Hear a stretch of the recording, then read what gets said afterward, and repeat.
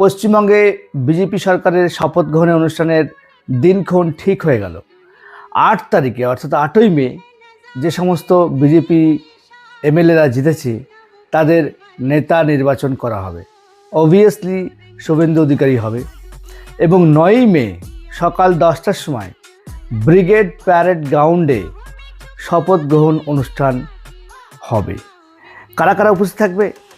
না, প্রধানমন্ত্রী আমাদের যশস্বী নরেন্দ্র মোদী থাকবে, স্বরাষ্ট্রমন্ত্রী থাকবে, 20টা রাজ্যের এনডিএর মুখ্যমন্ত্রী সহযোগী মুখ্যমন্ত্রী থাকবে এবং সমাজের বিভিন্ন ক্ষেত্রে যারা পদ্মশ্রী পুরস্কারপ্রাপ্ত বিশিষ্ট ব্যক্তিগণ তারাও উপস্থিত থাকবে।